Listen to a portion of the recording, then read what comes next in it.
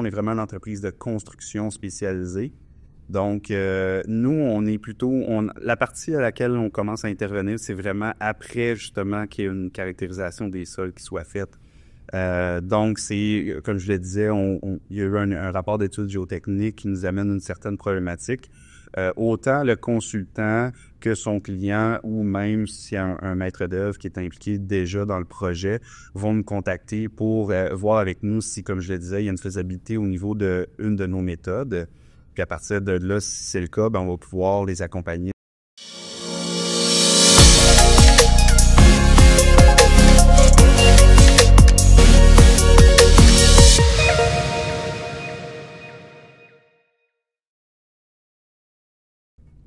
Bonjour à tous, ici Sophia Méliani, courtier immobilier chez PMML. Pour l'épisode d'aujourd'hui de Tout Terrain, on reçoit M. Francis Fontaine, responsable du développement des affaires chez le groupe Ménard. Donc, Francis, merci d'être avec nous aujourd'hui. Ça me fait plaisir, merci de me recevoir. Mais avec grand plaisir. Écoute, Francis, aujourd'hui, on va parler un petit peu du groupe que tu représentes aujourd'hui, donc le groupe Ménard. Pourrais-tu nous expliquer un petit peu, c'est qui le groupe Ménard en premier? Absolument. Le groupe Ménard, en réalité, c'est une entreprise de construction spécialisée en amélioration des sols. Donc, on est une entreprise, comme je viens de le dire, de construction, mais on fait tout la conception aussi de ce qu'on fait comme travaux. Donc, on a notre propre équipe d'ingénierie et puis c'est un groupe mondial, donc on est présent dans plus de 80 pays à travers le monde. Puis ici, au Québec, l'entreprise est présente depuis 1971. C'est incroyable quand même. Vous avez énormément d'expérience avec votre présence à travers le monde entier. Donc, vous avez énormément de données, j'imagine aussi. Exactement. Puis c'est un des volets de l'entreprise aussi où on cherche vraiment à faire connaître beaucoup plus aujourd'hui. On a effectivement acquis beaucoup de données avec le temps, beaucoup d'expérience, donc des projets partout au Québec, même partout au Canada pour ce qui concerne vraiment notre région.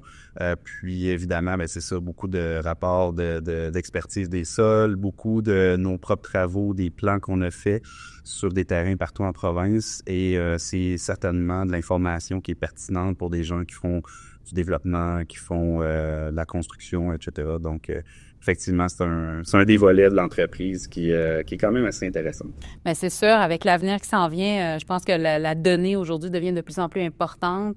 Le data aussi devient de plus en plus quelque chose qu'on a besoin pour le présent, mais aussi pour le futur. Ma prochaine question, ça serait, le groupe Ménard, vous faites de la construction, vous faites de la conception, vous faites beaucoup d'analyses de sol, mais en quoi vous pouvez aider les développeurs dans leurs projets? Bien souvent, les projets de développement pour les développeurs immobiliers, ils vont souvent faire leur propre conception pour les gros joueurs, les développeurs qui font des développements d'envergure. Est-ce que vous travaillez avec tous les types d'investisseurs? Quand je dis tous les types, ça veut dire est-ce que vous travaillez avec les petits, les moyens et les gros? Parce que chacun va avoir des besoins et des services différents dans le projet. Oui. Absolument, non, c'est une très bonne question. Je pense que l'entreprise a un peu une notoriété qui laisse croire qu'on est plus impliqué avec des grands joueurs où on fait que des gros projets, alors qu'en réalité, on fait des projets de toute envergure avec n'importe quel type d'entrepreneur.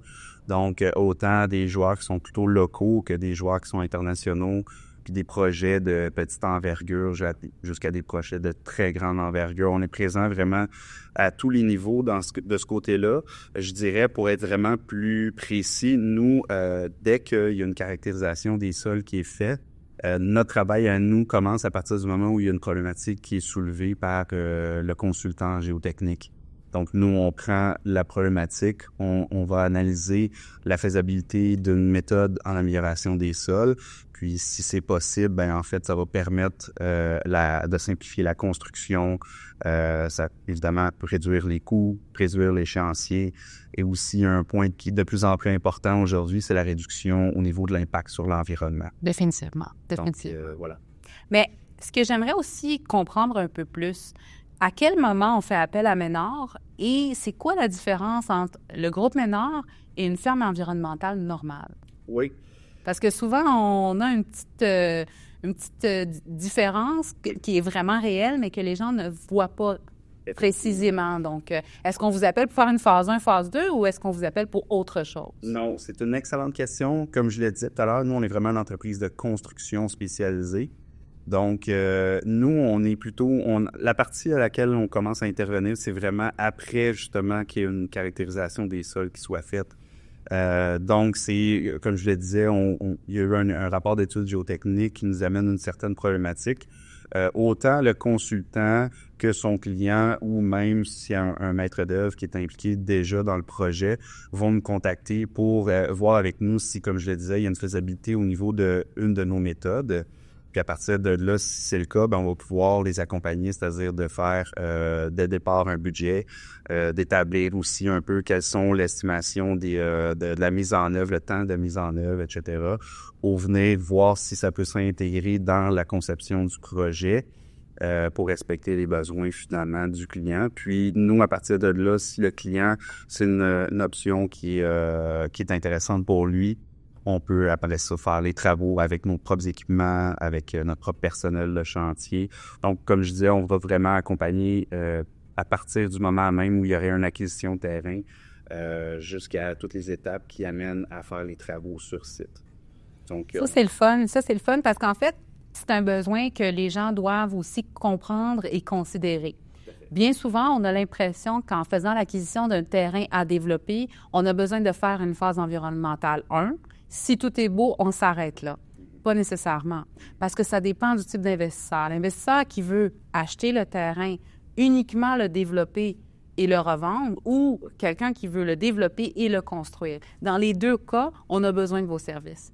Parce que même le développeur qui ne veut pas faire de la construction, qui est uniquement un valorisateur de terrain, a besoin d'étudier le terrain, les capacités du terrain, les spécificités du terrain et la capacité portante surtout du terrain pour que son terrain devienne viable. À ce moment-là, en faisant affaire avec vous, il est capable d'amener le terrain dans une autre valeur monétaire. Il est capable de comprendre exactement quels vont être les challenges du constructeur. Parce que ce qu'il faut aussi comprendre, c'est les challenges des constructeurs. Et un travail qui est bien fait du moment de l'acquisition du terrain, du développement, ça va se refléter sur la construction. C'est un cercle. Exactement. Fait que c'est comme si on travaille tout le monde ensemble. Même moi, au début, en tant que courtier, où est-ce que je commence avec les clients à mettre en vente le terrain qui sera à développer, bien, en quelque sorte, c'est un peu le travail du vendeur et de moi à ce début-là de mettre en place les rapports environnementaux pour faciliter par la suite le développeur. La personne qui vend le terrain à développer, est-ce qu'elle va juste le vendre pour quelqu'un qui va le développer ou est-ce qu'elle s'arrête au développement? Fait qu'il y a ces petites nuances-là que les gens doivent aussi mettre en différence. Puis, je pense que Groupe Ménard, vous êtes en mesure de pouvoir justement aider à optimiser un développement pour un investisseur, que ce soit quelqu'un qui va le bâtir par la suite ou quelqu'un qui va le revendre à un constructeur. Dans les deux cas, on optimise, on apporte une meilleure valeur au terrain. Ça aide souvent aussi les vendeurs qui mettent les terrains en vente à aller chercher une meilleure, dans le fond, un meilleur prix. Un meilleur prix, mais ça aide aussi énormément dans les négociations.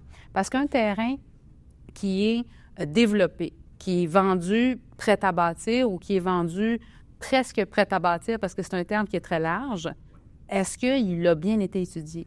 Est-ce qu'il a bien été pensé? Est-ce que tous les calculs ont été faits dans l'optique d'optimiser au maximum? C'était quoi la vision qu'on avait? Puis je pense que Groupe Ménard, c'est un peu ça, votre expertise, c'est d'aller amener le terrain à son optimisation maximale et aussi d'accompagner la vision du client. Parce que l'optimisation maximale, c'est une chose, mais il y a aussi la vision du projet. Puis, vous faites de la construction. Vous êtes aussi dans le milieu de la construction.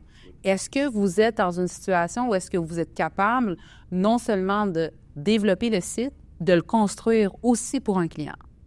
C'est une excellente question. Donc, nous... D'ailleurs, moi, je pense que j'aime beaucoup quand vous utilisez le mot... Quand on utilise le mot valorisation, le mot valeur, moi, c'est ce que j'aime beaucoup. Je pense que un terrain, c'est un actif immobilier. Puis moi, j'aime beaucoup penser que chez nous, c'est un peu à la base de ce qui m'a amené chez Ménard. C'est une entreprise que je pense, comme vous dites, qui amène de la valeur aux actifs de par l'optimisation des projets. On le fait, oui, du point de vue vraiment construction, mais je pense que c'est vraiment la partie avant la partie, toute la compréhension de la géotechnique, la compréhension d'une problématique, puis d'apporter la bonne solution. On peut voir que c'est la même réalité partout sur la planète aujourd'hui. Ménard, on est présent dans plus de 80 pays à travers le monde, puis là où les terrains sont à construire, ce sont malheureusement de plus en plus des terrains avec de moins bonne qualité. Donc, c'est vraiment, je pense, notre capacité à arriver sur un projet avec des solutions qui sont, je pense, encore innovantes, parce qu'on voit que même si on existe depuis 71, ici au Québec, les techniques commencent à émerger un peu plus. Et puis, on permet vraiment, je pense, humblement, à améliorer le sort du projet en général, ce qui aide forcément toutes les parties prenantes. Puis ça rejoint un peu aussi ce que j'aime beaucoup, moi, d'un point de vue personnel. Puis je pense qu'on voit que l'industrie de la construction au Québec s'en va dans cette direction-là, c'est-à-dire le mode collaboratif. Donc, être beaucoup plus, dès le départ, tout le monde assis autour de la table, et puis chacun a son expertise, puis l'apporte dans le but de créer la plus grande valeur pour cet actif-là. Donc, moi, je crois beaucoup à ça. Puis, ça rejoint exactement les valeurs de l'entreprise de Ménard. C'est ce qu'on essaie de faire, optimiser les projets pour ultimement améliorer la valorisation de l'actif. C'est excellent. Est-ce que Ménard fait uniquement des projets pour les clients ou est-ce que vous en faites aussi pour vous-même? Non. La réponse est non. On ne fait pas de projet pour nous-mêmes. Donc, nous, on reste vraiment dans notre créneau, c'est-à-dire de faire de l'ingénierie des sols et de la construction au niveau des sols. Notre but est vraiment d'être impliqué avec toutes les parties prenantes. Puis comme je le disais, on veut autant parler à des grands joueurs que des petits joueurs. Pour nous, c'est important que les gens sachent qu'on veut être impliqué aussi dans des plus petits projets. Ça se fait. On le fait déjà, mais on est capable encore plus. Puis on le voit, il y a un certain appétit aussi pour ça, là, même dans le secteur résidentiel, par exemple, avec des plus petits bâtiments. Les gens cherchent à justement optimiser leurs projets, donc on est capable d'aider ces gens-là. Mais pour revenir à la question initiale, non, on ne fait pas de travaux pour nous-mêmes. Excellent. C'était une question que je pense que j'ai aussi vue un petit peu dans le public lors de la conférence avec votre collègue. J'ai entendu cette question-là. Je me suis dit, je vais la poser à Francis. Excellente question. Parce que s'il y a du monde qui se pose la question, est-ce que vous le faites pour vous-même? Est-ce que vous le faites uniquement pour les clients? Puis, la prochaine question qui vient par la suite, c'est quand Ménard fait de la valorisation des sols et de la construction, on vient un petit peu parler de construction. Quand vous dites construction, est-ce que vous faites la construction 100% ou vous faites la construction des sols uniquement? Autre très bonne question, effectivement. Pour être plus précis, c'est effectivement, on fait que de la construction au niveau des sols. Donc, vraiment, on vient améliorer les sols en place. L'idée générale ou l'idée primaire de faire l'amélioration des sols est toujours la même, c'est-à-dire de simplifier la structure du bâtiment, simplifier les fondations du bâtiment. Donc, c'est pour permettre de faire une construction sur un système de fondation conventionnel à la base. Donc, l'idée, c'est, comme je le disais, de simplifier tout ça, de ramener ça à quelque chose de plus facile à construire, moins coûteux, et ultimement aussi qui a un moins grand impact sur l'environnement. Donc, moins de transport, par exemple, moins de manipulation, moins d'intrants, etc. Donc, vous faites en quelque part, si je comprends bien, une première phase de construction pour le client. Je donne un exemple simple pour que les gens puissent bien comprendre le processus. On a un terrain qui est à développer. On fait affaire avec vous pour aller valoriser le terrain, comprendre quelles sont les problématiques, quels sont les points forts, les points faibles. On élabore un projet, on conceptualise un projet, on met ça sur papier.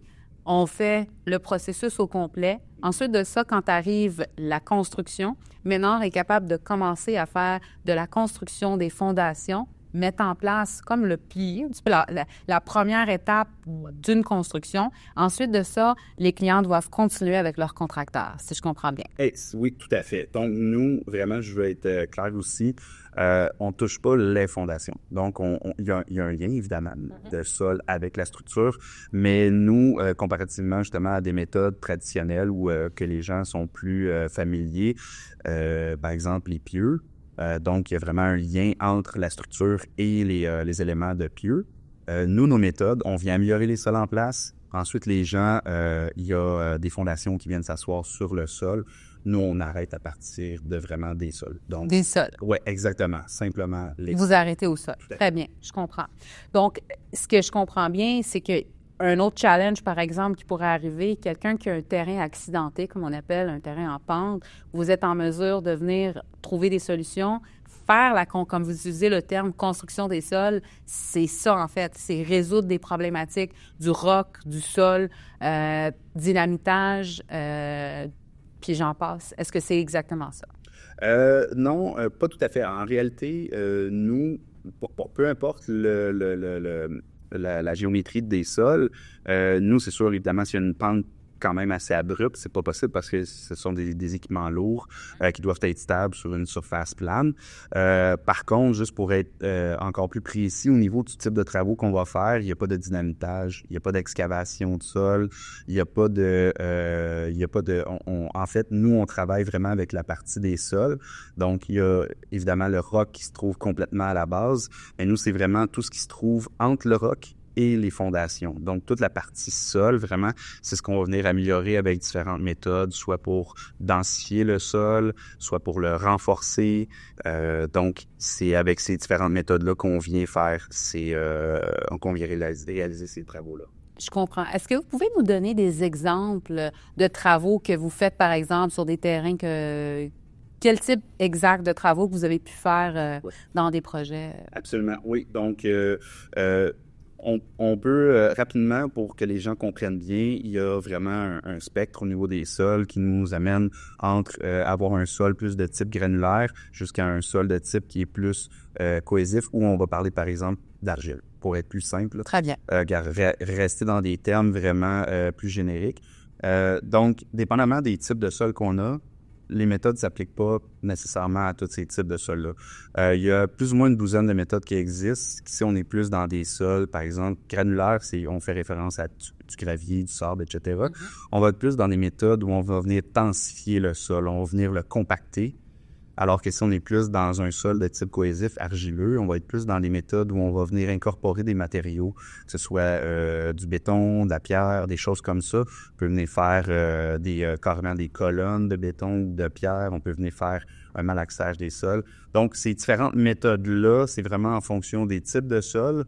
Et puis, l'idée, c'est vraiment, puis dans ce type de sol-là, plus argileux, on va plus parler évidemment de la méthode de renforcement de sol. Ultimement, ce que je voulais dire, c'est que ça va venir nous permettre toujours de donner les capacités maximales au sol et puis pour pouvoir permettre encore une fois de venir faire un système de fondation qui va être simplifié. Donc, nous, on a différents types d'équipements, que ce soit des grues, des foreuses, etc. Puis, on va venir faire des travaux sur le site avec ces équipements-là pour venir, comme je disais, soit faire des méthodes de compactage il y a différents types d'équipements qu'on peut utiliser. Puis, la même chose pour le renforcement à sol avec des foreuses. On va venir incorporer des matériaux, comme je le disais, la pierre, le béton, des choses comme ça. Je comprends très bien. Puis, au niveau de la conception, oui. Vous arrêtez où? Donc, au niveau de la conception, la partie qui nous intéresse, c'est vraiment la partie de nos travaux, donc c'est-à-dire vraiment les travaux d'amélioration des sols. Donc, si on parle, par exemple, de méthode de compactage, on va vraiment faire, en fait, le patron, le plan des travaux qu'on a à faire pour cette méthode-là, pour ce projet-là précis. C'est important aussi, je veux quand même mentionner peut-être une parenthèse, c'est que nous, chaque projet est vraiment évalué évidemment de manière toujours indépendante parce que autant les sols peuvent être différents que les contraintes d'un projet. Donc même si parfois on va avoir 2 clients qui nous appellent pour des terrains qui sont voisins, ils peuvent avoir des contraintes complètement différentes, même s'ils peuvent avoir des sols qui pourraient quand même s'apparenter. Donc, voilà, c'est un peu la parenthèse que je voulais apporter. Pour revenir à ce que je disais, donc c'est ça, nous, on va faire vraiment seulement la partie de conception qui concerne nos travaux. Je comprends. Donc, pour récapituler puis que les gens comprennent bien, vous faites de l'amélioration des sols, vous faites de la conception pour les travaux d'amélioration des sols. Les types d'amélioration des sols vont être quand même infinis, on va pas se le cacher, mais vous allez pouvoir toucher à tous différents types de besoins d'amélioration des sols, comme vous venez d'expliquer à l'instant. Absolument. Oui, c'est une excellente question, encore une fois, parce que il peut y avoir des besoins complètement différents d'un client à l'autre, même pour un projet qui serait similaire. Donc, par exemple, ça pourrait être une question de capacité portante des sols. Est-ce qu'on va venir faire une différence au niveau de la conception de la structure? On peut travailler de ce côté-là. On pourrait parler aussi, sans tomber trop dans des termes scientifiques, mais on parle beaucoup, c'est des mots qu'on entend de plus en plus dans l'industrie, c'est-à-dire de potentiel de liquéfaction des sols. Donc ça, c'est la partie plus au niveau sismique. Il y a différents enjeux par rapport à ces problématiques de sol-là. Puis en fonction, justement, comme je le disais, des besoins du client pour son projet, mais je dirais aussi un peu par rapport à sa tolérance au risque. Nous, on va essayer d'arriver avec la conception qui va répondre le mieux à ces critères-là. Donc, autant pour régler la problématique, mais est-ce que le client, lui, veut qu'on l'enraye totalement ou est-ce qu'il est prêt à vivre avec une certaine partie de risque qui vient jouer également, évidemment, sur le coût des travaux qui sera à faire. Donc, on essaie d'adapter toujours la conception, puis ultimement les travaux qu'on va faire en fonction des besoins et du budget, ultimement, du client. C'est sûr. Est-ce que quand tu parles de risque, moi, ça m'appelle. Le risque, c'est sûr et certain que c'est tout dépendamment de qu'est-ce que le client est prêt à vivre comme risque. Mais ce risque-là va s'impacter sur les coûts de construction. Oui. Mais est-ce qu'après les coûts de construction, il reste quand même un risque dans les sols? Dans les sols, comme je vous dis, nous, on va faire en fonction de ce qu'on nous demande de réaliser, les critères de performance, Ouais. nous demande d'attendre. Est-ce qu'il y a un risque? Oui, il peut en avoir un. Si le client, pour lui, il se dit, moi, je suis prêt à vivre avec ce niveau de risque-là en fonction du coût peut-être moindre que j'ai à payer pour faire la construction de mon projet. Après, il y a aussi, je pense, une question de est-ce que le client, pour lui, c'est un actif qu'il va garder à long terme? Est-ce que c'est un actif qu'il veut revendre? Donc, c'est peut-être par rapport à lui, mais aussi peut-être par rapport à si c'est un actif qu'il veut revendre. Qu'est-ce que je veux avoir comme risque à présenter pour mon acheteur potentiel? Ça, pour moi, ça vient parler aussi beaucoup. Donc, comme je disais, je pense que qu'est-ce qui est important, puis je pense que ça revient beaucoup dans la discussion, c'est-à-dire que c'est important d'avoir vraiment une discussion franche, puis d'être impliqué dès le départ avec le client pour connaître vraiment tous ces besoins-là spécifiques à lui et à son projet pour être capable de répondre le plus adéquatement possible. Je comprends. C'est le fun, mais ce que j'entends ici, puis ma prochaine question, c'est directement, est-ce qu'il y a des normes par rapport à ça? Parce que là, si on prend la capacité du risque du client versus une construction, je te donne un exemple, quelqu'un qui veut bâtir un projet qu'il ne veut pas garder à long terme, ce projet va se transférer de personne en personne. Il y a aussi un besoin de durabilité des projets de plus en plus. On est en train de construire pour durer avec les nouvelles normes environnementales. Maintenant, est-ce qu'il y a une norme qui vient un petit peu donner une limite au risque que le client, lui, est prêt à prendre versus qu'est-ce que le gouvernement ou qu'est-ce que peut-être des règlements accepteraient dans un processus d'amélioration des sols?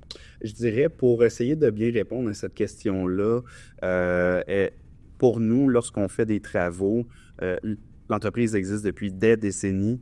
Je veux rassurer tout le monde, il n'y a jamais eu de sinistre par rapport aux travaux qui ont été faits sur les bâtiments qu'on a aidé à construire. Mais je pense aussi le fait que nos ingénieurs qui sont membres d'un ordre professionnel, lorsqu'ils attestent de leur responsabilité sur la conception d'un projet, je pense que toutes les cartes ont été vraiment tournées pour s'assurer qu'on répond, comme je le disais, mais pour rassurer encore plus les gens, lorsqu'on a un client, ben on a toujours un rapport final de travaux qui atteste également parce qu'on va venir nous-mêmes faire un certain contrôle qualité et puis on va remettre ce rapport-là qui est également signé par notre ingénieur qui a fait la conception, donc qui vient en quelque sorte confirmer l'atteinte des objectifs exigés. Et puis, nos travaux, en fait, sont faits pour durer aussi longtemps que le bâtiment va durer.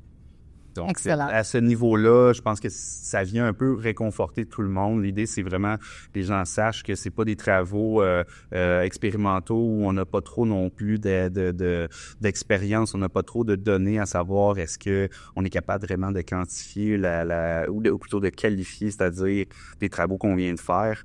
Dans notre cas, on a plusieurs centaines, milliers de projets de réaliser.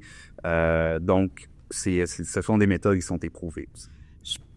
J'ai aucun doute sur les méthodes. Puis pourquoi je t'ai posé cette question-là, c'est principalement pour que les développeurs, les petits, moyens développeurs qui ont moins d'expérience, qui tombent sur une opportunité d'un terrain qui a besoin d'une réhabilitation des sols, puis qui vont peut-être penser qu'il y a une solution, on va mettre un petit peu de remblai, un petit peu de sable, puis ça va être réglé. C'est en fait ça, parce que moi, je vois souvent ça arriver. Je vois des gens qui m'approchent, qui me disent « Sophia, ce terrain-là a une mauvaise capacité portante, mais il y a un super beau zonage, il y a des usages qui sont des fois rares dans un secteur. J'aimerais ça l'acheter, puis je vais faire juste un petit peu de travaux. Il y a des compagnies qui font ça, puis je vais être en mesure de le redévelopper. » C'est là que je t'ai posé cette question-là parce que je voulais vraiment avoir une précision pour que les gens puissent comprendre que c'est le fun d'acheter des terrains à réhabiliter et à reconsidérer. Mais il y a certaines limites dans le risque. Pas seulement le risque que le client est prêt à absorber, mais aussi par rapport au terrain. Donc, c'est sûr et certain qu'un groupe comme vous ne va pas accepter de prendre un mandat, de réhabiliter un terrain s'il n'y a pas la certitude que le travail va être viable par rapport à l'immeuble qui va s'en venir dessus. Donc ça, c'est vraiment important pour que les gens comprennent. Les solutions de réhabilitation des sols sont là pour amener une réhabilitation, mais d'un projet viable uniquement. Oui. Donc, tu sais, puis j'entends aussi cette problématique-là qui va souvent arriver dans des terrains aussi qui sont au bord de l'eau. Oui. C'est une solution parce qu'on est en train de voir de plus en plus la montée des eaux au Québec. On est en train de voir de plus en plus de terrains au bord de l'eau qui ont des glissements de terrain. On l'a vu récemment avec les pluies qu'on a eues sur la grande région de Montréal, la Rive-Nord. Moi, j'habite sur une petite île de la Rive-Nord, donc j'ai vu l'eau monter chez les voisins. Et ça peut être une solution de réhabilitation des sols, peut-être surélever un peu les terrains. Donc, qu'est-ce que vous proposez comme solution par rapport à des terrains qui sont en bord de l'eau? Puis, quelles sont les prochaines inquiétudes pour les gens qui ont des propriétés au bord de l'eau? Oui. Je vais faire un parallèle avec qu'est-ce qu'on a parlé précédemment. Je pense que effectivement, c'est très important pour nous de dire que lorsqu'on s'engage, c'est qu'on a une certitude qu'on va réaliser les travaux, qui va avoir vraiment que ça demeure positif à la fin. Par rapport aux travaux en bordure de cours d'eau, je pense que c'est pareil comme n'importe quel autre projet. Je le disais tout à l'heure, chaque projet est évalué de manière distincte. Après, c'est sûr qu'il y a des contraintes différentes quand on est en bordure de cours d'eau, mais à partir du moment où nous, on évalue que, par exemple, les sols qui sont en place sur ce terrain-là peuvent être améliorés, tout va avoir été pris en considération pour pouvoir encore une fois, comme je disais, réaliser les travaux dans la mesure où on sait que ça va être viable à long terme. Donc, c'est pas tellement différent de n'importe quel autre site, je vous dirais. C'est simplement qu'il y a évidemment certaines contraintes reliées au fait qu'on est en bordure d'un cours d'eau, tout simplement. Excellent. C'est quoi la recommandation que vous aurez à un développeur qui aurait, par exemple, tendance à vouloir bâtir un immeuble au bord de l'eau? Encore une fois, je reviens à ce que je disais. Je pense la meilleure chose chez nous, je parlais tout à l'heure un peu de le mode collaboratif, la valorisation, d'avoir les bons joueurs autour de la table. Je pense que ça commence d'abord et avant tout par une très bonne caractérisation des sols. Il y a des consultants spécialisés là-dedans, des gens qui peuvent très bien conseiller les gens qui vont acheter le terrain, qui vont développer le terrain pour vraiment aller caractériser le sol, pour connaître l'environnement géotechnique et également environnemental, si c'est nécessaire dans ce cas-là, pour que ultimement nous, on sache qu'est-ce qui en est justement de ces sols-là, Et s'il y a une problématique, on va pouvoir regarder qu'est-ce qui est possible en fonction, encore une fois, de tous les critères de construction. Donc, est-ce qu'il y a des structures avoisinantes? Est-ce qu'il y a... il y a aussi, évidemment, des fois, il peut y avoir du bruit, il peut y avoir des vibrations, des choses comme ça. Il y a un travail un peu aussi de sensibilisation, des fois, à faire autour avec les voisins. Est-ce qu'on construit un petit bâtiment de 3-4 étages ou un très grand bâtiment? Est-ce qu'il va y avoir des parties dans le sol, etc. Donc, tous les critères du projet sont vraiment pris en considération lorsqu'on fait l'étude de faisabilité de nos méthodes. Je comprends.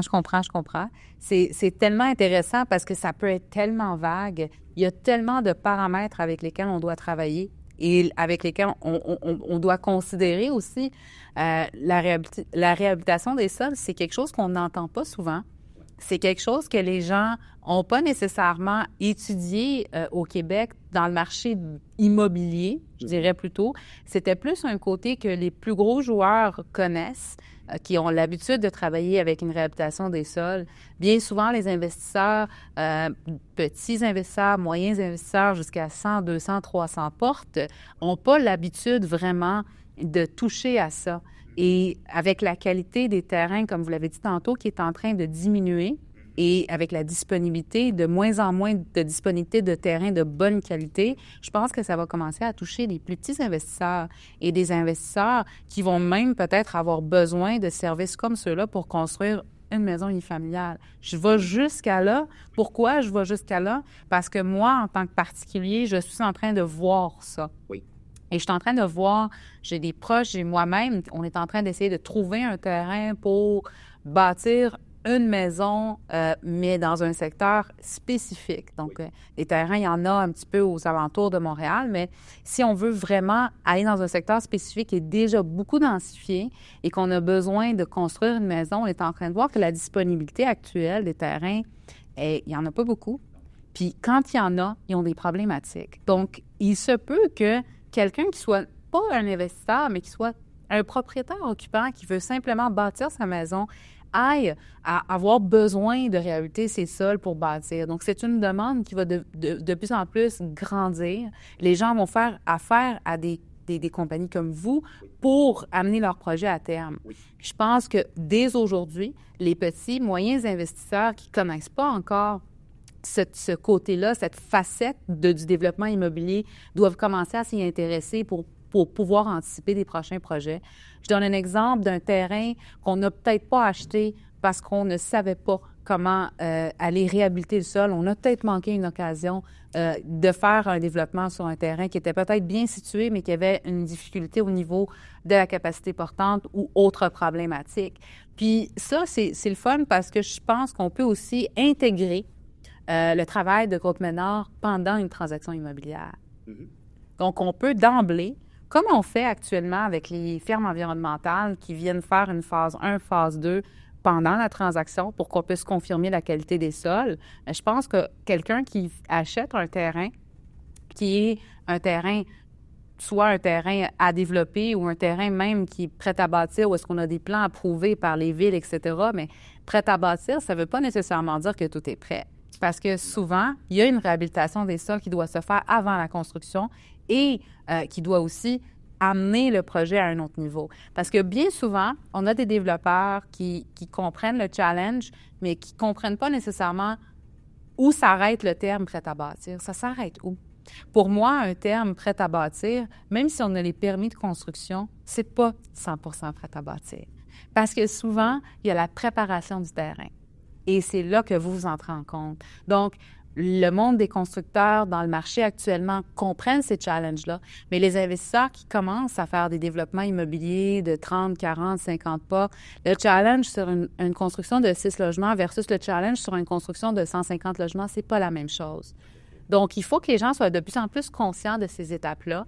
Et pour pouvoir faciliter, mieux se préparer, je pense qu'intégrer un spécialiste comme vous pendant la transaction immobilière pour qu'on puisse déjà anticiper quels seront les challenges à venir, bien, ça peut énormément aider à la viabilité du projet. Que ce soit, c'est sûr que là, on va voir ça comme un avantage pour l'acheteur, mais il faut aussi que les vendeurs comprennent que c'est un avantage aussi pour le vendeur. Parce que plus on a de données qui garantissent la faisabilité du projet, plus on est capable d'avoir notre vrai prix. Oui.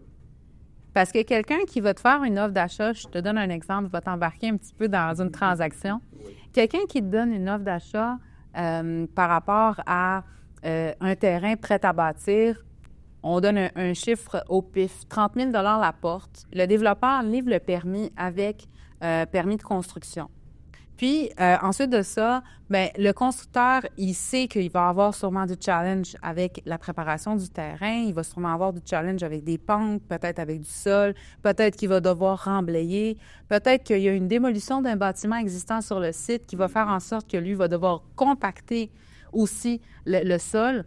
Bien, Groupe Ménard, là, est-ce que vous êtes capable de rentrer dans la transaction et venir confirmer qu'est-ce qu'il y a à faire avant que la transaction se termine?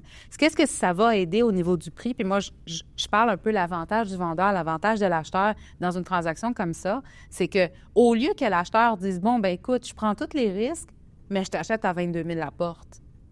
Ou, viens, on va faire évaluer le tout par un professionnel, on va comprendre quelles sont exactement la préparation puis les risques que j'ai. Ensuite de ça, on va se rasseoir puis on va établir le vrai prix du coût par porte. Parce qu'il faut comprendre, exemple, qu'un terrain, exemple, à Laval versus un terrain à Bromont n'auront pas la même préparation. Puis comme tu l'as dit, plutôt un terrain côte à côte et contigu peut avoir une préparation différente. Donc, qu'est-ce que tu penses de cette façon de travailler-là? Rentrer dans une transaction, venir confirmer des choses. En fait, c'est des choses qu'on fait déjà. Donc, on est déjà un peu impliqué dans ce genre de discussion-là. Je pense que c'est important de garder en tête, c'est sûr et certain que nous, on peut avoir vraiment une réponse claire et définitive à partir du moment où on a réellement une caractérisation des sols qui ont été faites. Ceci étant dit, comme je le disais au début de l'entrevue, on a acquis beaucoup de données, on a également acquis beaucoup d'expérience, on a fait beaucoup de projets. Souvent, ça peut nous donner déjà une bonne idée en fonction de le terrain sur lequel il faudrait faire les travaux et le type de projet. Et encore une fois, toujours en collaboration avec le client, à savoir quelles sont ses attentes, quels sont ses besoins pour être capable d'établir peut-être un budget approximatif avec un délai approximatif des travaux qu'il y aurait à faire pour que lui ait déjà une idée de, d'accord, si je pars et que j'ai ça, je sais que je vais devoir envisager de faire des travaux avec ce genre de budget-là. Donc, nous, effectivement, on peut, dès le moment du début d'une transaction, on peut être présent pour un peu accompagner. Et puis, au fur et à mesure où le projet se précise, c'est la même chose d'un côté. Notre budget va se préciser, les temps de mise en œuvre de notre méthode va se préciser. Donc, c'est vraiment, je pense que, comme je le disais, on peut accompagner vraiment très, très, très en amont comme ça sur un projet. Après, je pense que c'est important toujours de garder les choses claires, les choses les plus terre à terre possible, parce que on veut pas non plus aussi que le client pense ben là j'ai un budget, c'est ce que ça va me coûter, puis autant prendre une décision positive ou négative en fonction de ça. Mais juste d'avoir ça en tête, d'avoir peut-être une idée, ça peut peut-être déjà aider au niveau de sa prise de décision.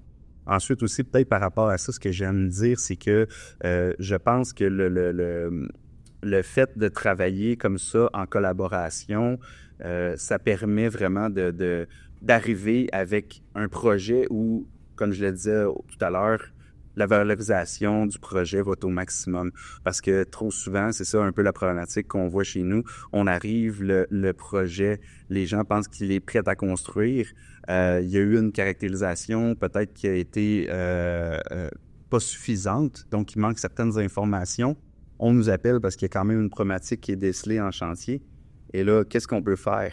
Il nous manque des informations, donc souvent, ils vont devoir retourner avec un consultant géotechnique, faire une nouvelle, une étude complémentaire des sols pour arriver avec d'autres informations, ce qui rajoute des coûts, des délais.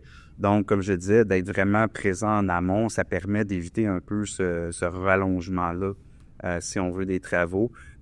Chez nous, on pousse beaucoup pour, comme je le disais, une très bonne qualité de caractérisation des sols. On le voit souvent c'est un investissement sur le projet qui fait générer des économies. Carrément dans la construction du projet.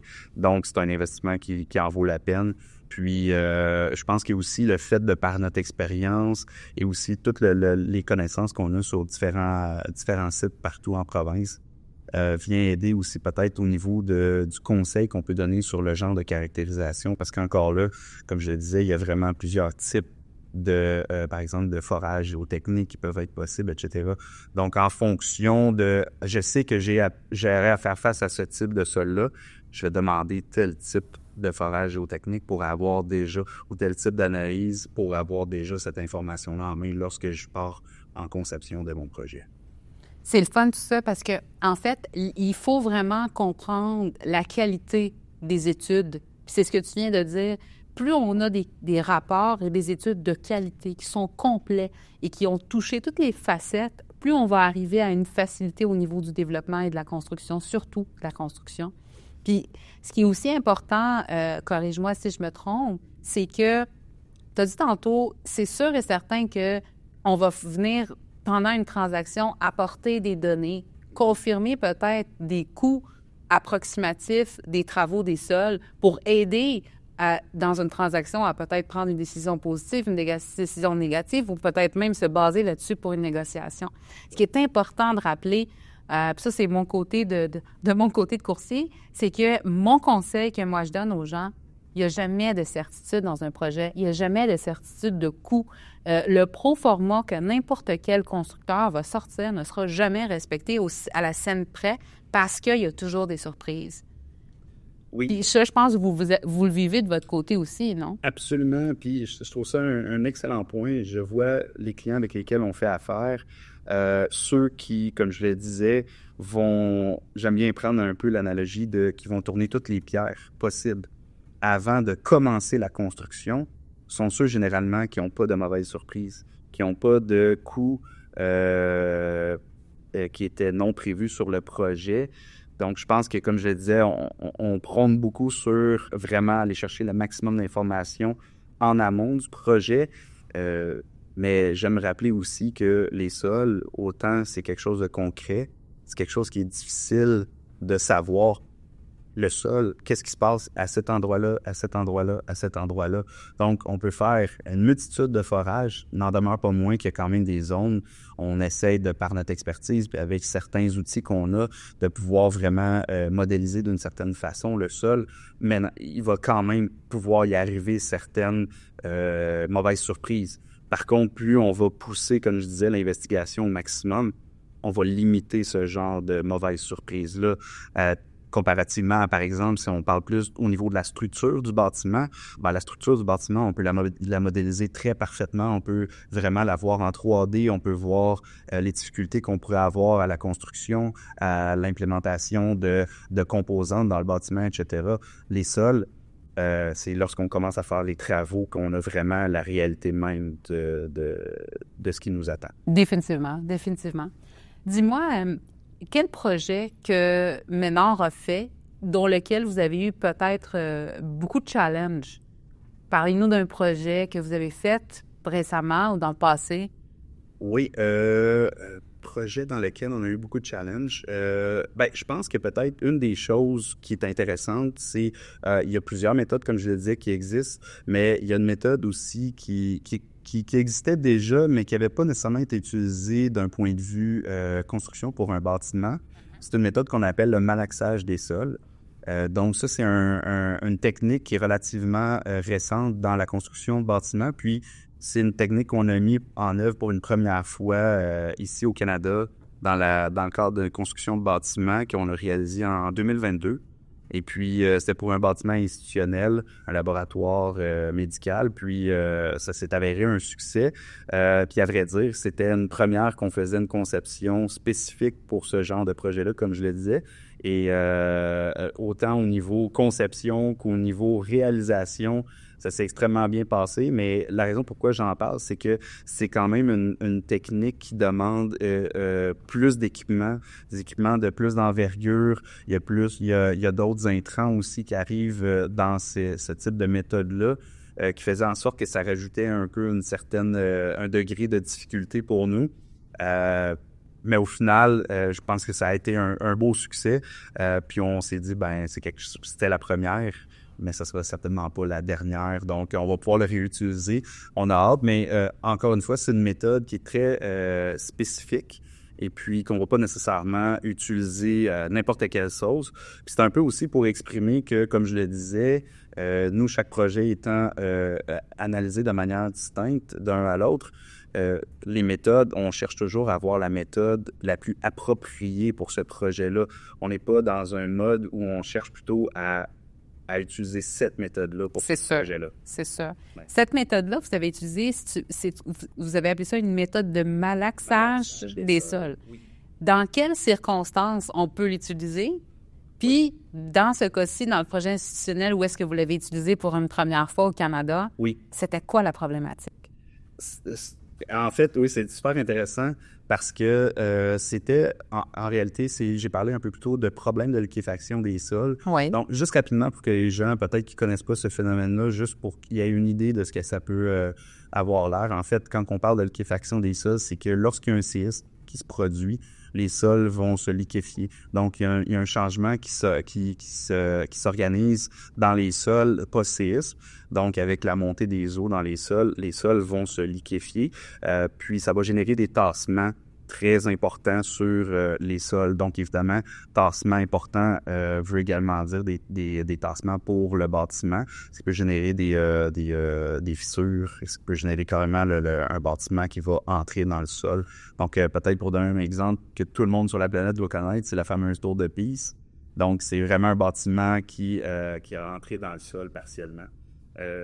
Qui est en train de se corriger, d'ailleurs, naturellement. Oui, exactement. C'est ça, le temps va jouer en sa faveur. Pour revenir à notre projet, donc c'est ça, on avait ce problème-là à gérer, qui est quand même quelque chose d'assez important. Et puis, évidemment, nous, on devait garantir une certaine capacité portante, puis la gestion de ces tassements. Donc, c'était un sol pour ce projet-là, où est-ce que vous avez utilisé le malaxage des sols? Oui. C'était un terrain qui avait subi un séisme? Non, oui, j'ai peut-être pas été bien clair, mais en fait, c'est vraiment au niveau de la conception, cette composante-là, au niveau sismique, c'est vraiment en fonction de advenant un séisme. OK. Il y aurait une liquéfaction des sols. Donc, c'est purement quelque chose d'hypothétique. Par contre, il faut le prendre en considération lors de la conception. Comme je le disais, nous, on devait gérer autant cette problématique-là que, évidemment, aussi donner la capacité portante nécessaire pour la construction. Donc, on a fait une conception vraiment spécifique qui permettait autant de contenir les sols en cas de liquéfaction et également pouvoir donner au sol, comme je le disais, la capacité portante pour ériger la structure au-dessus. J'imagine que c'est un risque qui a été plus mis sur la table parce que c'est un bâtiment institutionnel et parce qu'on prône une longévité très longue, surtout dans les bâtiments institutionnels. Oui, évidemment, c'est sûr, quand on parle de bâtiments institutionnels, si on parle par exemple d'une caserne de pompiers, on parle d'un hôpital, évidemment, ce sont des bâtiments qui doivent avoir une certaine résilience. Effectivement, en cas de séisme, justement, on veut qu'un hôpital puisse rester en fonction, tout comme une caserne de pompiers. Évidemment, du côté du bâtiment résidentiel ou d'un bâtiment commercial, les critères sont pas les mêmes. Par contre, je vous dirais, ce sont des normes qui sont toujours prises en compte lors de la conception d'un projet, parce qu'on doit s'assurer autant de respecter les normes minimales que également, comme je le disais, je reviens toujours à ça, mais les besoins du client, donc ses attentes, sa capacité à tolérer un niveau de risque donné. Super, je comprends. Fait que quand on parle un peu de ça, c'est sûr et certain que moi, j'imagine la petite idée de la personne qui veut se construire un bunker versus quelqu'un qui veut se construire une maison. C'est là aussi que quand Francis, tu parles du risque, c'est plutôt ça. Fait que les risques vont toujours respecter les normes et les critères de construction et de développement, bien entendu, mais quelqu'un qui voudra avoir une solidité pour une maison unifamiliale qui a une durée de vie en général de 30 à 50 ans, ou aujourd'hui, ça va beaucoup plus loin, on parle de 100 ans, mais quelqu'un qui dirait, écoute, moi, je veux bâtir l'immeuble le plus beau de la région, je veux que ça dure 300 ans, bien, il va peut-être amener à payer des coûts de construction plus chers, de réhabilitation des sols qui vont être beaucoup plus importants. Pourquoi je parle de ça? C'est pas parce que je pense pas qu'il y a des investisseurs aujourd'hui qui veulent construire à 1 million de dollars de coût de la porte, mais plutôt de quelqu'un qui pourrait aller chercher une construction pour un immeuble patrimonial. Quelqu'un qui voudrait réhabiliter, par exemple, un immeuble patrimonial, quelqu'un qui voudrait construire un immeuble avec une architecture spécifique, il voudrait laisser une empreinte aussi. On le voit dans des bâtiments comme des musées, comme des bâtiments patrimoniaux, des anciennes églises qui ont été réhabilitées en logement, des anciens bâtiments qui étaient des usines qui ont été réaménagés et redéveloppés en multilogement.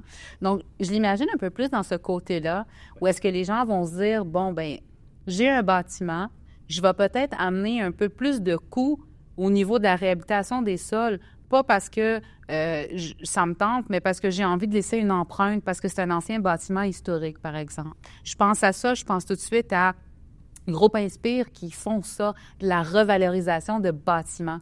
Et ils ont fait un projet justement comme ça. J'ai pas posé la question à Sébastien, mais je vais lui poser la question.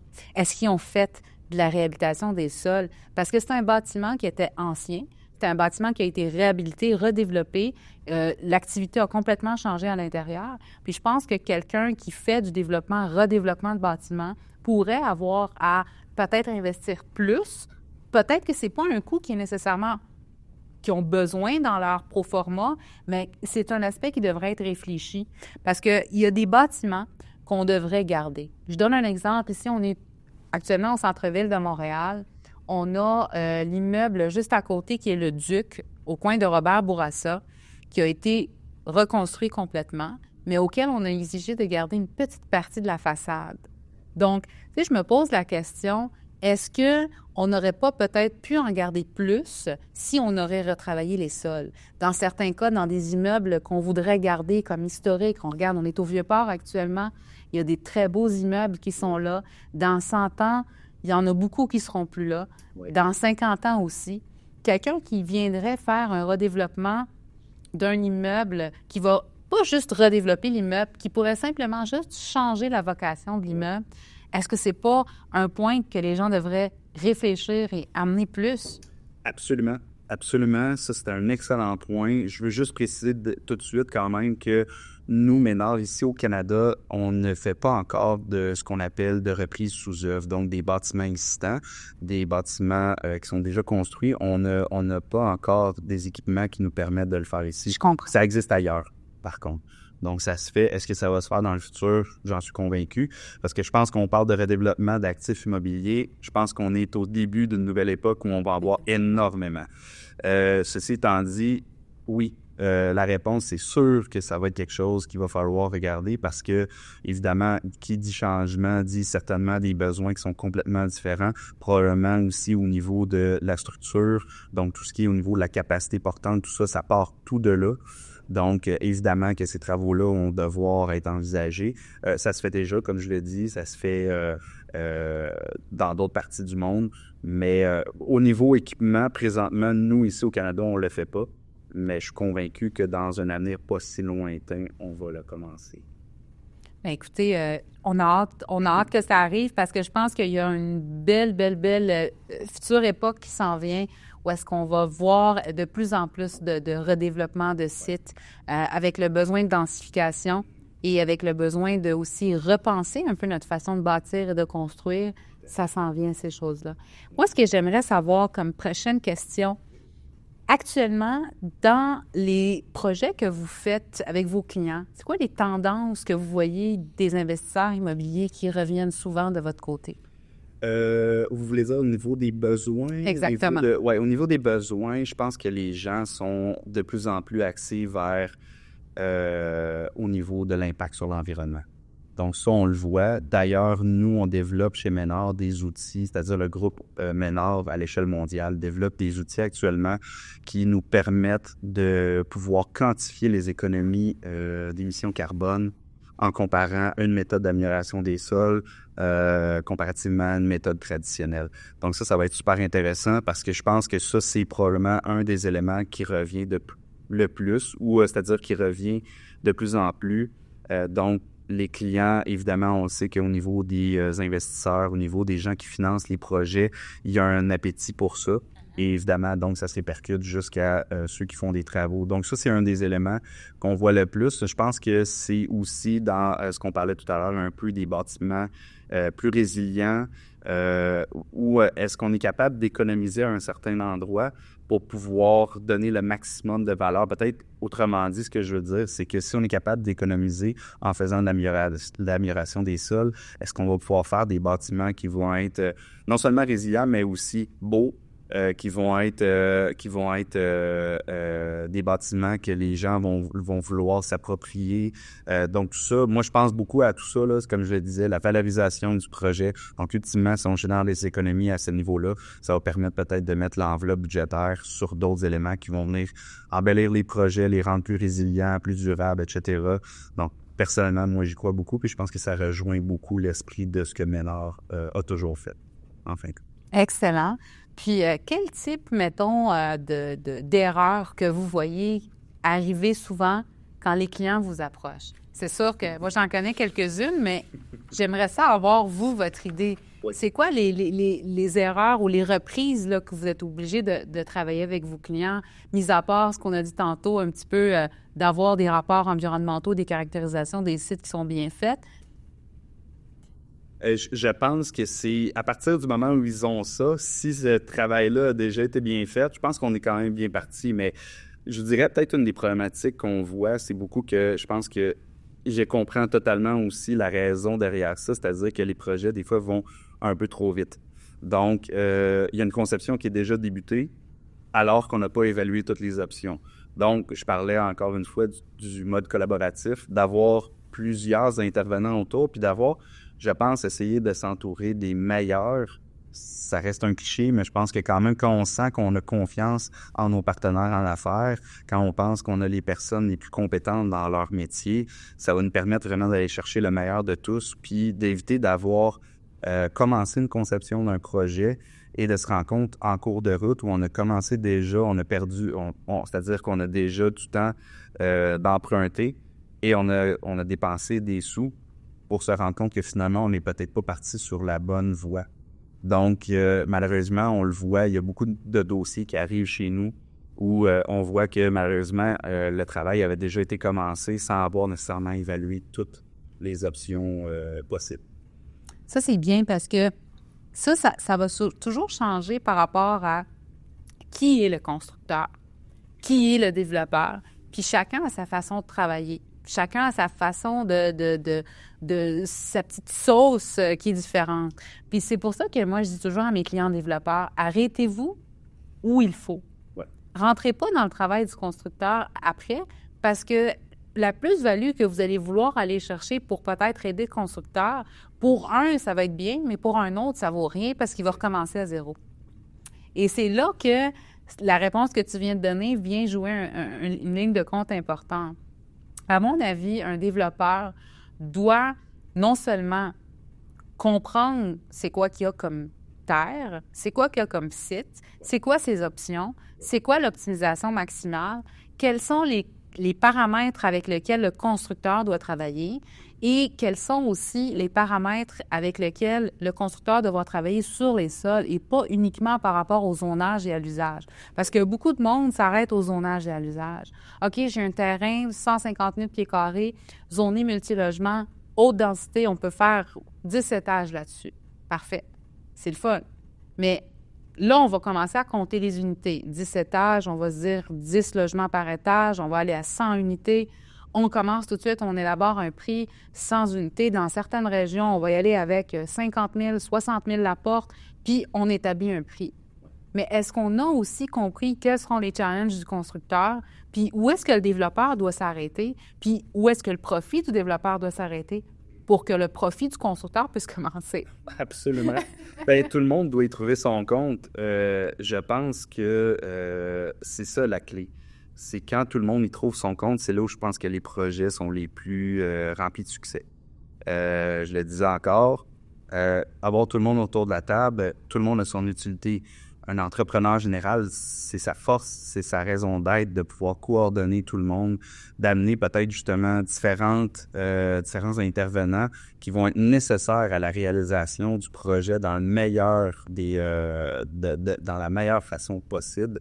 Donc, je sais que je me répète beaucoup, mais il n'en demeure pas moins que ça reste très simple, mais c'est souvent, comme je le disais, à la base un peu de la problématique qu'on voit où il y a des projets qui ont peut-être démarré un peu trop rapidement, savoir bien préparer les choses. Parce que je me dis beaucoup, je pense que le projet, si on a mis énormément d'efforts, on a travaillé beaucoup en amont, je pense qu'on va économiser de l'énergie et du temps.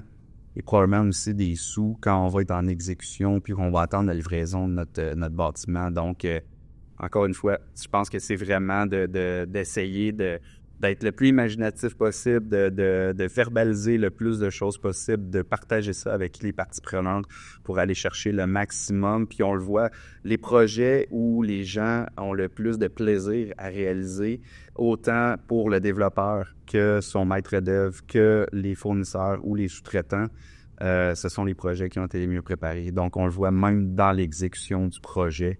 Il y a moins de stress. Les gens sont plus axés sur la réalisation finale du projet, mais ils sont confiants dans le processus dans lequel ils sont embarqués. C'est sûr. Puis surtout, en faisant bien évaluer le site avant même la construction, puis avant même de commencer le projet, bien, on minimise aussi les coûts. Je donne un exemple. On apprend une surprise avant la construction, pendant qu'on est en train de comprendre comment est le terrain, quel est son potentiel. Bien, pendant ce temps-là, on n'a peut-être pas encore enclenché un prêt hypothécaire. On n'a pas encore une équipe de 100 ouvriers qui sont sur le site. Donc, retarder un projet, c'est énormément d'argent versus on fait ces études-là pendant que ces choses-là ne sont pas encore enclenchées, on est capable d'assumer le coût. Un coût additionnel de 400 000 avant construction versus un coût additionnel de 400 000 pendant construction devient peut-être plus. Parce que mon coût de 400 000 qui ralentit mon projet peut-être de 2 semaines, 3 semaines, c'est 2 semaines de plus de taux d'intérêt, c'est 2 semaines de plus à payer les équipes et le staff. Et la location des outils, et j'en passe. Oui, exactement. Ben, je pense que c'est aussi que ça amène à prendre une décision dans un contexte défavorable versus dans un contexte favorable. Ça revient à dire ce que vous venez de dire, mais c'est vraiment ça. Je crois que, comme je le disais, on va beaucoup plus apprécier le processus si on est bien préparé que si on veut commencer. Puis ça, je pense que ça peut s'appliquer dans tout dans la vie. Mais n'en demeure pas moins que, tu sais, c'est comme je le disais tout à l'heure, c'est une problématique qu'on voit encore quand même beaucoup. Puis je me mets à la place de tous les gens qui sont impliqués sur ces projets-là. Oh my God, ça doit être vraiment décevant d'avoir à vivre ce genre de stress-là en cours de route parce que, comme vous venez de dire, les coûts, on sait aujourd'hui construire, ça coûte extrêmement cher, tout coûte très cher. Donc, effectivement, je pense que ça a un impact non négligeable. C'est sûr et certain, c'est sûr. Puis moi, j'ai vu des clients qui ont justement pas pu continuer des projets à cause, par exemple, des détails. Ils ont pensé que c'était des détails au début, mais finalement, c'était pas des détails. Puis il faut savoir qu'en immobilier, on est dans un domaine où est-ce qu'il y a énormément d'impact, énormément de risques. Je donne un exemple. Des gens qui étaient en pleine construction d'un projet qui a peut-être pas été étudié correctement ou à 100% avant que les constructions commencent dans l'année 2022, parce que les taux ont commencé à augmenter, ça a créé des chantiers qui se sont arrêtés. Tout à fait. Parce que vivre avec les surprises qui arrivent en cours de route qui vont impacter le budget, vivre avec un taux hypothécaire qui augmentait, vivre avec des salaires de plus, du temps de plus, retard sur le projet. Il y a certains projets qui n'ont pas pu se terminer, qui ont dû être revendus à perte dans certains cas, pour que ça puisse se faire, parce que les gens n'avaient pas, comme vous avez dit tantôt, ils n'ont peut-être pas commencé au bon moment. Ils sont peut-être allés trop vite. Ils n'ont peut-être pas étudié toutes les choses qu'il fallait étudier. Ça, je pense que c'est important. On a beaucoup rappelé dans l'émission, plus tôt avec d'autres invités, l'importance de travailler avec des professionnels et de travailler avec les bons professionnels. On a aussi rappelé l'importance d'embarquer les professionnels le plus tôt possible dans le processus de développement. Mais aujourd'hui, avec Francis, ce qu'on est en train de regarder, c'est pas non seulement ça, c'est aussi de faire bien les choses et de comprendre toutes les potentielles surprises qu'on peut avoir, bien, ça va nous en éviter beaucoup. Et ça va nous faire économiser des coûts, ça va nous faire économiser du temps. Et on l'entend très bien aujourd'hui en immobilier, le temps, c'est de l'argent. Absolument. On vit avec des paramètres de prêt, on vit avec des paramètres où est-ce qu'on a des investisseurs qui attendent un résultat, que ce soit la banque, que ce soit des investisseurs passifs, que ce soit aussi des gens qui attendent la livraison pour habiter, parce qu'on le sait, tout se suit. Quand on lance la construction d'un bâtiment, qu'on attend un délai de livraison dans 1 an, bien 6-7 mois avant, il y en a beaucoup qui commencent même des fois beaucoup plus tôt à louer les unités. Donc là, c'est plus juste le banquier qui attend le résultat. C'est la personne qui a ses boîtes de déménagement puis qui est prête à rentrer dans son unité. Donc, toutes ces choses-là font en sorte que mieux se préparer, travailler avec les professionnels, travailler avec les bonnes personnes qui vont être capables de vous amener à terminer votre projet avec succès, de les embarquer le plus tôt possible dans le processus de développement, mais surtout de faire les études qu'on doit faire. Il ne faut pas se limiter puis faire « Ah, ben là, ça va me coûter 10 000 $ de plus en études. » Puis si vous êtes à 10 000 $ près dans un développement parce que vous n'avez pas l'intention de faire une étude ou une autre, vous n'êtes pas prêt de faire du développement. À mon avis, il faut mettre les choses en place puis bien comprendre ces choses-là. Quand on fait les calculs aussi des coûts de développement d'un immeuble ou d'un bâtiment, il ne faut pas penser uniquement à combien va me coûter la phase environnementale, combien va me coûter l'étude géotechnique, combien va me coûter l'arpenteur, puis combien va me coûter l'opération cadastrale, et puis c'est fini. Il faut penser à toutes les choses. Puis il faut mettre ça dans vos proformas, il faut mettre ça dans vos coûts, il faut calculer les professionnels dans vos coûts parce que plus vous allez avoir un projet qui va être bien pensé, bien réfléchi, ou est-ce que vous allez avoir un bon accompagnement des professionnels, plus on s'en va vers un projet réussi. Ça, je pense que c'est une chose très, très importante que les investisseurs doivent comprendre puis rentrer dans leur recette secrète. J'ai rencontré des très gros développeurs qui construisent des milliers de portes et la première des choses qu'ils me disent toujours, quand je leur dis c'est quoi l'astuce, c'est les équipes, les professionnels avec qui on travaille. C'est de mettre tout le monde assis autour d'une table, travailler main dans la main ensemble. C'est ça la première réponse que j'ai de tous les gros développeurs qui développent des milliers de portes. Donc, si eux appliquent ça, certains petits investisseurs vont me dire « Ouais, mais Sophia, eux autres, ils ont les moyens. » Non, pas nécessairement, parce que les moyens vont venir à l'échelle du projet que tu vas développer. Exactement. Donc, je pense que ça englobe beaucoup de choses. Moi, j'aimerais savoir, Francis, en tant que responsable de développement des affaires chez Ménard, comment tu vois le futur de la valorisation des terrains? Qu'est-ce que tu penses qui va venir dans les prochaines années, les prochaines tendances? C'est super intéressant. Je pense que on voit un appétit certainement pour de nouvelles technologies, pour une nouvelle approche. On le ressent nous-mêmes dans dans le développement de notre entreprise. Je pense que ça va être ça. Les gens vont de plus en plus être prévoyants, vont travailler de plus en plus en amont sur leurs projets. Puis je pense que ils vont pas simplement se dire je vais essayer de développer un projet, trouver le terrain pour pouvoir réaliser ce projet-là sans avoir vraiment tout mis ça dans le bon ordre. Donc, moi, je pense qu'on va voir de plus en plus des gens qui vont regarder la qualité des sols sur un terrain pour voir qu'est-ce que je peux faire avec ce terrain-là.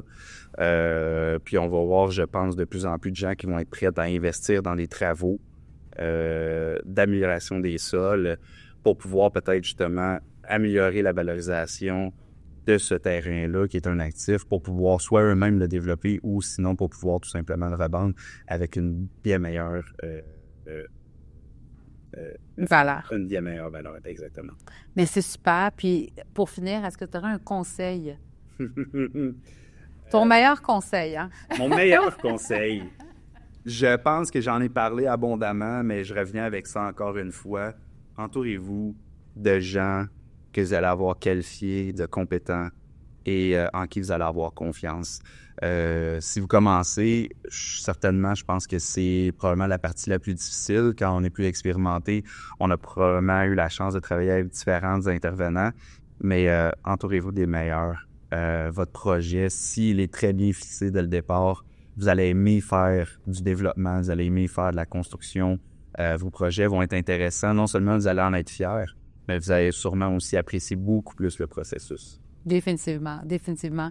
Mais écoute, je te remercie pour tes précieux conseils, ta présence, puis surtout pour l'explication de qu'est-ce que fait Ménard. Parce que je pense que Ménard gagne à être connu de plus en plus par les moyens investisseurs, les plus petits investisseurs, parce que je pense qu'on aura de plus en plus besoin des services de valorisation des sols dans l'avenir, que ce soit à plus petite échelle, à plus grosse échelle. Je pense que vous êtes quand même très connu chez les gros joueurs, mais vous gagnez à être connaître de plus en plus chez les investisseurs, que ce soit une maison, un bâtiment multilogement de 5 unités en montant. Je pense qu'on va avoir besoin de vous de plus en plus dans la participation du développement, surtout du futur Québec qu'on attend, là. C'est un nouveau, c'est une nouvelle ère qu'on est en train de construire. Puis je pense que des professionnels comme ça vont être de plus en plus connus de par monsieur, madame, tout le monde dans les projets. Donc, je te dirais merci d'avoir été avec nous aujourd'hui. Merci de nous avoir partagé toutes tes astuces. Merci à vous. Merci.